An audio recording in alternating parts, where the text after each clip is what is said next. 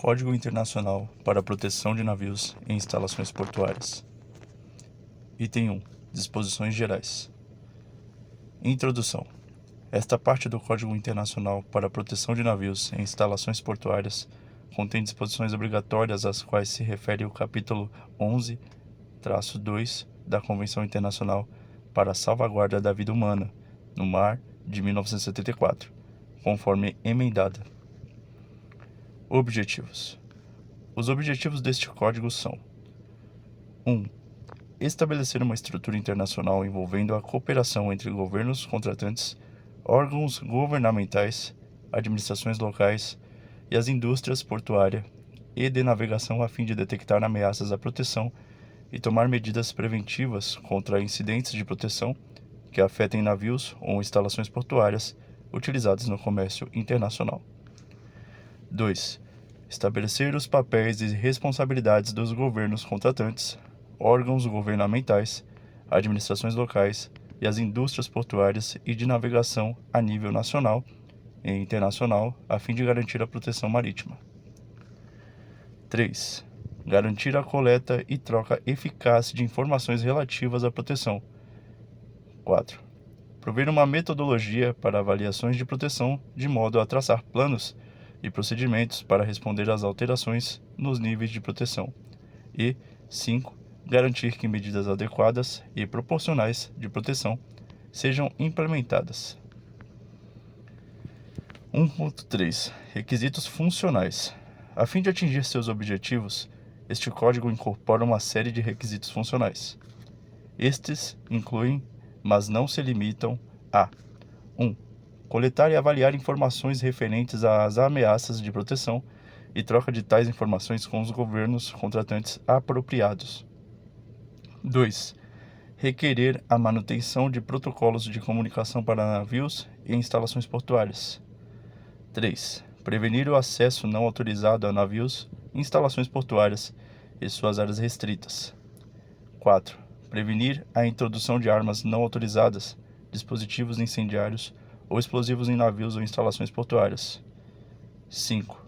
Prover meios de acionar um alarme como reação a ameaças ou incidentes de proteção. 6. Requerer a elaboração de planos de proteção para navios e instalações portuárias com base em avaliações de proteção. E 7.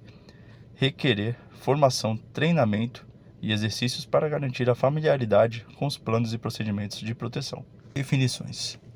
Para os fins desta parte, salvo disposição em contrário. 1. Convenção significa a Convenção Internacional para a Salvaguarda da Vida Humana no Mar de 1974, conforme emendada. 2. Regra significa uma regra da Convenção. 3. Capítulo significa um capítulo da Convenção. 4. Plano de proteção do navio significa um plano elaborado com vistas a garantir a aplicação de medidas a bordo do navio criadas para proteger pessoas a bordo, cargas, unidades de transporte de cargas, provisões do navio ou o próprio navio dos riscos de um incidente de proteção. 5. Plano de proteção das instalações portuárias significa um plano elaborado para garantir a aplicação de medidas criadas para proteger instalações portuárias e navios, pessoas, cargas, unidades de transporte de cargas e provisões do navio dentro da instalação portuária dos riscos de um incidente de proteção. 6. Oficial de proteção do navio significa a pessoa a bordo do navio, responsável perante o comandante, designado pela companhia como a pessoa responsável pela proteção do navio, incluindo a implementação e manutenção do plano de proteção do navio e pela ligação com o funcionário de proteção da companhia e dos funcionários de proteção das instalações portuárias. 7. Funcionário de proteção da companhia significa a pessoa designada pela companhia para garantir que seja feita uma avaliação de proteção do navio, que seja elaborado um plano de proteção do navio e que o mesmo seja submetido para aprovação e, consequentemente, implementado e mantido, e pela ligação com os funcionários de proteção das instalações portuárias e o oficial de proteção do navio. 8. Funcionário de proteção das instalações portuárias significa a pessoa designada como responsável pelo desenvolvimento, implementação, revisão e manutenção do plano de proteção das instalações portuárias e pela ligação com os oficiais de proteção do navio e os funcionários de proteção da companhia. Nível 1 de proteção significa um nível para o qual medidas mínimas adequadas de proteção deverão ser mantidas durante todo o tempo. Nível 2 de proteção significa um nível para o qual medidas adicionais adequadas de proteção deverão ser mantidas por um período de tempo como resultado de um risco mais elevado de um incidente de proteção.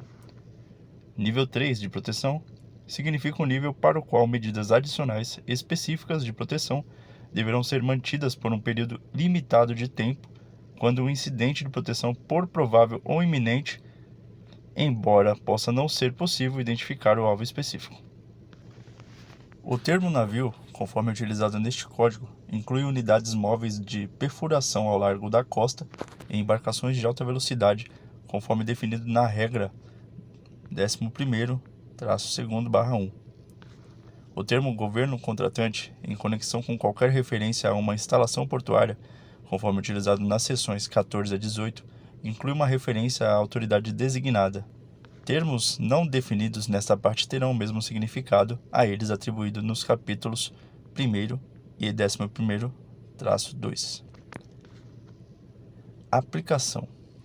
Este código aplica-se a: Item 1. Os seguintes tipos de navios envolvidos em viagens internacionais: navios de passageiros, incluindo embarcações de passageiros de alta velocidade; navios de carga, incluindo embarcações de alta velocidade, de arqueação bruta a partir de 500, e unidades móveis de perfuração ao largo da costa, e instalações portuárias que servem tais navios envolvidos em viagens internacionais.